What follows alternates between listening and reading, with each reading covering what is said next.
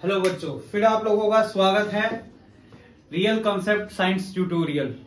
अगर बोलूं real concept के स्पेशल यूट्यूब चैनल पे जो आप लोगों के लिए स्टार्ट करा गया है। आज हम लोगों की सेकंड चैप्टर की सेकंड क्लास है। हमारा फर्स्ट चैप्टर ऑलरेडी हम लोगों ने डिस्कस कर लिया है। सेकंड चैप्टर की अगर बात करें तो पार्ट 2 क्लास है। अब हम लोग इसके बचे हुए पोर्शन को आगे बढ़ा के करेंगे। तो इसमें देखना how do metal carbonate react with the acid. पहला ही टॉपिक है हाउ डू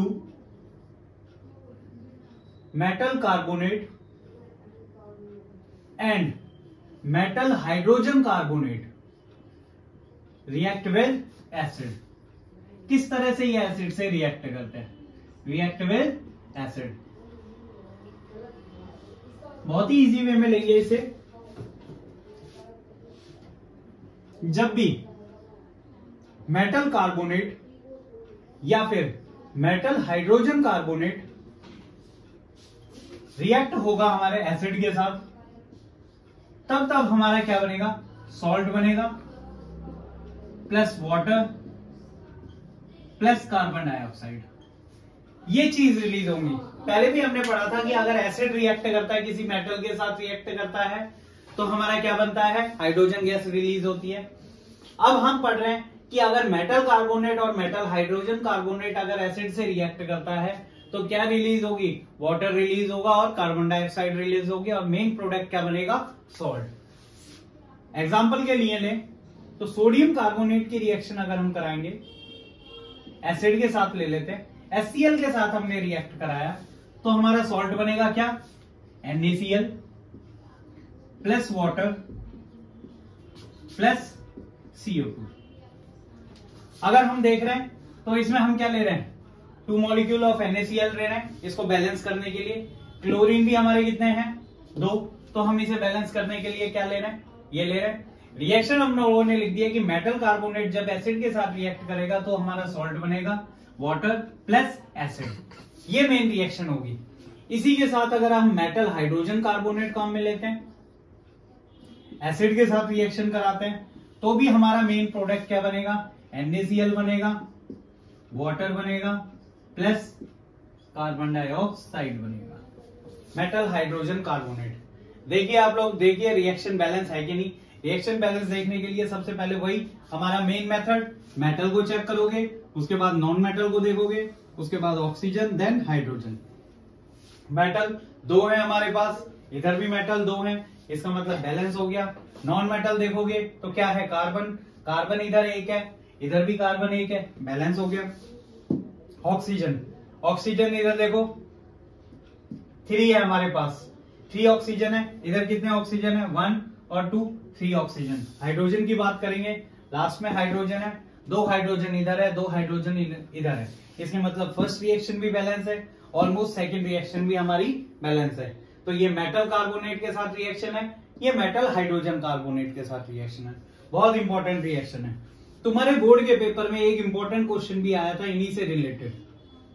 उस क्वेश्चन को भी अगर हम डिस्कस करें तो इसका क्वेश्चन आया था, जब हम कैल्शियम हाइड्रोक्साइड की रिएक्शन CO2 के साथ करते हैं तो हमारा एक प्रोडक्ट बनता है जिसे बोलते हैं कैल्शियम कार्बोनेट। कैल्शियम कार्बोनेट और साथ में क्या रिलीज होता है? वाटर रिलीज होता है। साथ में रिलीज होने वाला क्या होता है? वाटर रिलीज होता है। अगर मैं बात करूं, ये कैल्शियम कार्बोनेट जिसे हम क्या भी बोल देते हैं? मार्बल बोल देते हैं। और ये एक कंपाउंड बनता है जो कि इनसॉल्युबल रहता है। किसके अंदर? वाटर के अंदर। इनसॉल्युबल रहता है वाटर के अंदर। अगर इसी की reaction excess of carbon dioxide के साथ कराते हैं तो एक मेन प्रोडक्ट बनता है जिसे हम बोलते हैं calcium hydrogen carbonate. Calcium hydrogen carbonate. और साथ में कौन सी गैस रिलीज होती है? अगर इसके साथ बात करें, एक्सेस ऑफ CO2 हम रिलीज कर देते हैं। ये कंपाउंड होगा जो कि सॉल्युबल रहेगा किसके अंदर? वाटर के अंदर। बहुत इंपॉर्टेंट रिएक्शन है, बहुत ज्यादा इंपॉर्टेंट रिएक्शन है। बोर्ड के अंदर एज इट इज आई थी कि अगर हम कैल्शियम हाइड्रोजन की रिएक्शन कराएं, कैल्शियम हाइड्रोक्साइड की रिएक्शन CO2 से कराएं तो कौन सा मेन प्रोडक्ट बनेगा? ए करके पूछा हुआ था। तो ए का आंसर क्या है? Calcium carbonate. और फिर इसी सेम प्रोडक्ट की ये प्रोडक्ट कौन सा होगा जो कि वाटर में इनसॉल्युबल है, तो कौन सा है, कैल्शियम कार्बोनेट, जिसे हम क्या भी बोलते हैं, मार्बल। इसी की रिएक्शन एक्सेस ऑफ CO2 से कराएंगे तो कौन सा मेन प्रोडक्ट बी बनेगा, तो कैल्शियम हाइड्रोजन कार्बोनेट बनेगा। और इसकी प्रॉपर्टी भी बताई थी कि ये कैसे रहेगा, सॉल्युबल इन वाटर। तो ये सॉल्युबल इन वाटर एक कंपाउंड है, कौन सा, कैल्शियम हाइड्रोजन कार्बोनेट। तो ये हमारी मेन रिएक्शंस है जो इसके ऊपर है। ये दो मेन एग्जांपल है, ये बोर्ड में बहुत ही इंपॉर्टेंट आया हुआ क्वेश्चन है। इसको एक बार अच्छे से देख लो, फिर हम आगे बढ़ेंगे इसको रब करते हुए। अब हमने ये भी पढ़ लिया कि मेटल एसिड से कैसे रिएक्ट करता है, बेस मेटल से कैसे रिएक्ट करता है, या बेस एसिड से कैसे रिएक्ट करता है, वो भी देख लिया। मेटल कार्बोनेट कैसे एसिड से रिएक्ट करता है, मेटल हाइड्रोजन कार्बोनेट एसिड से कैसे रिएक्ट करता है। अब हम देखेंगे एसिड बेस रिएक्शन, एसिड और बेस आपस में कैसे रिएक्ट करते हैं। एसिड और बेस, जब जब आपस में एसिड और बेस मिलते हैं तो क्या बनाते हैं, एक सॉल्ट बनाते हैं, साथ में वाटर रिलीज करते हैं। बहुत इंपॉर्टेंट रिएक्शन है। कोई सी भी एसिड आपस में रिएक्ट करे तो एसिड आपस में रिएक्ट करेगी किसी भी बेस के साथ, तो क्या रिलीज करेगी, सॉल्ट प्लस वाटर। एग्जांपल ले लेते हैं, हमने एग्जांपल ले लिया HCl, साथ में बेस ले लिया हमने NaOH। HCl जब NaOH के साथ रिएक्ट करेगा तो एक सॉल्ट बनेगा जिसे हम बोल देते हैं NaCl प्लस वाटर। ये मेन रिएक्शन है कि जब जब एसिड और बेस आपस में रिएक्ट करेंगे तो हमेशा क्या बनेगा, सॉल्ट बनेगा। इंपॉर्टेंट रिएक्शन है। इसी के साथ अगर एक दूसरी रिएक्शन देखेंगे तो हमने देखना है जब जब रिएक्शन में एसिड रिएक्ट करेगा वाटर से तो क्या बनेगा, बेस अगर वाटर के साथ रिएक्ट करता है तो क्या बनाता है। देखो बहुत ही इंपॉर्टेंट कंसेप्ट है, किस तरह से हमें पता लगेगा कोई भी रिएक्शन में जो हमारा सॉल्ट है वो एसिड है या बेस है, कैसे पता लगेगा। तो देखो सिंपल सी चीज है, अगर वाटर हमारा रिएक्ट कर रहा है एसिड के साथ तो ये किस में कन्वर्ट होता है, ये H3O आयन बनाता है प्लस क्लोरीन माइनस। और अगर मैं जर्नल बात करूं, ये वाटर H3O आयन किस तरह से ब्रेक होता है, H2O plus H plus ion. यानी कोई भी एसिड अगर हमें H प्लस प्रोवाइड करता है तो ये कैसा रिएक्शन में देगा, acidic in nature, acidic in nature. और अगर मैं जर्नल बात करूं, कोई भी मेटल है, मेटल हाइड्रोक्साइड है, कोई भी ऐसा हमारे पास हाइड्रोक्साइड है NaOH, ये अगर हमें रिएक्शन के अंदर क्या प्रोवाइड करता है, OH माइनस प्रोवाइड करता है, तो इसका मतलब ये हमारे लिए क्या है, बेस।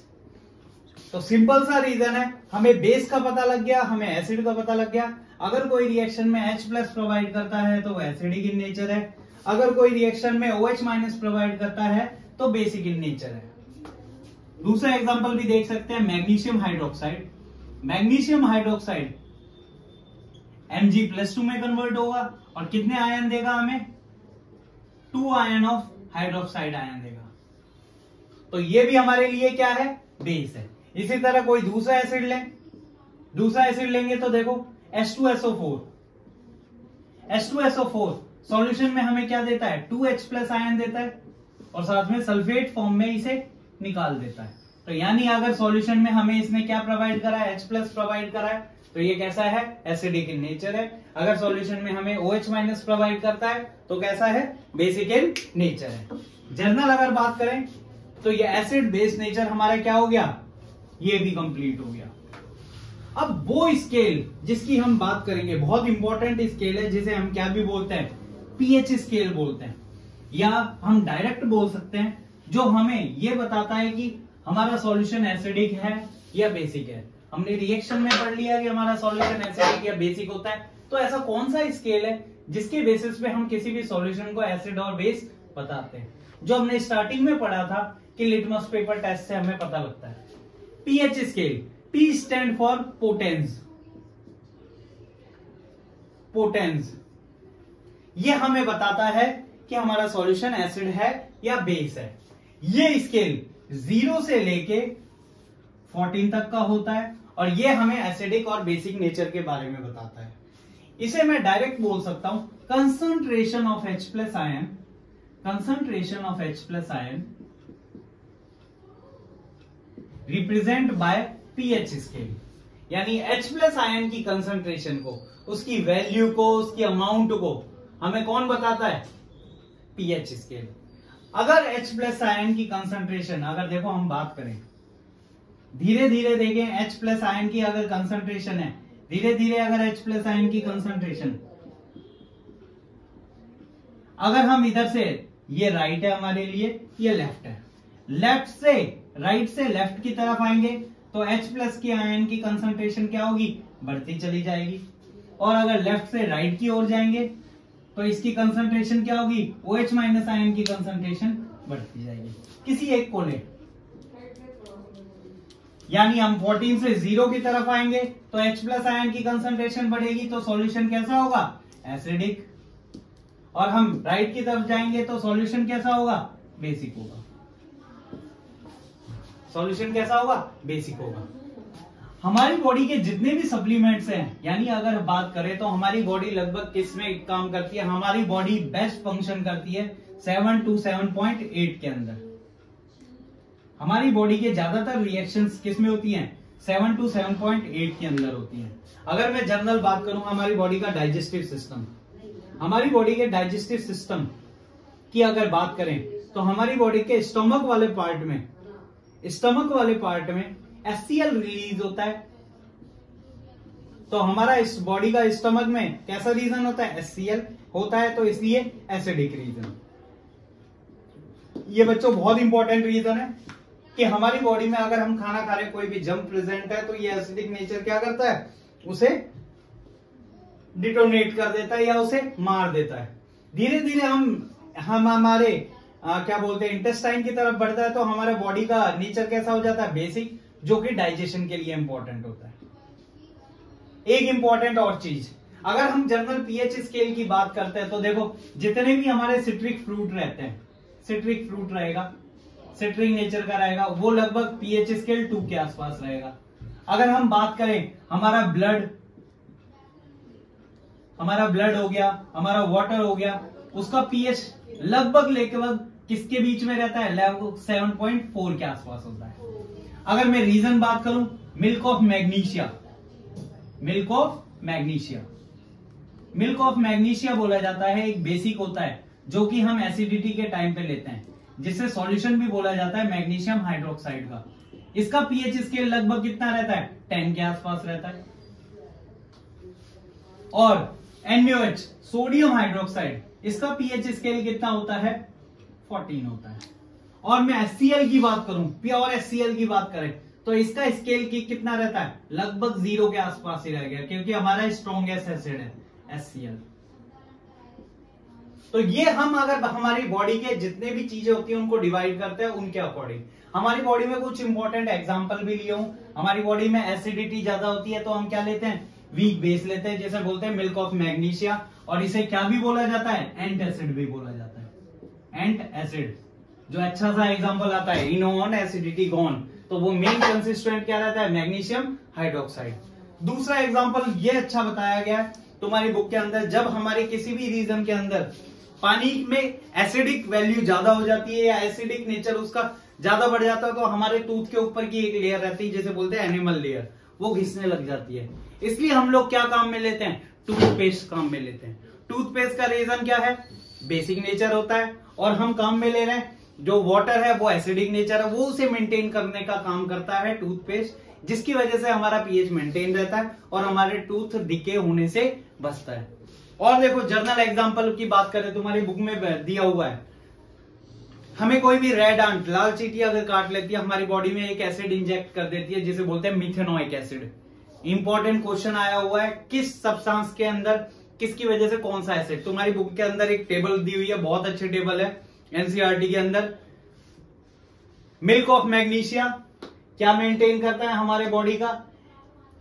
एंट एसिड होता है और ये एसिडिटी को मेंटेन करता है। कोई भी रेड आंट हमें काटती है तो हमारी बॉडी में कौन सा एसिड इंजेक्ट करती है? मिथेनोइक एसिड इंजेक्ट करती है। एक तुम्हारी बुक में एक प्लांट का भी एग्जांपल है जिसे बोलते हैं नेटल प्लांट। वो अगर हमारी बॉडी से टच हो जाता है तो हमारी बॉडी में खुजली चालू हो जाती है। वो हमारी बॉडी में कौन सा एसिड इंजेक्ट कर देता है? मिथेनोइक एसिड इंजेक्ट कर देता है। एक और एग्जांपल है, तुम्हारी बुक के अकॉर्डिंग अगर हम बात करें, हमारे बॉडी में जितने भी एसिड्स का काम करते हैं, एसिड की बात करते हैं, टोमेटो के अंदर कौन सा एसिड मिलता है? ऑक्जेलिक एसिड मिलता है।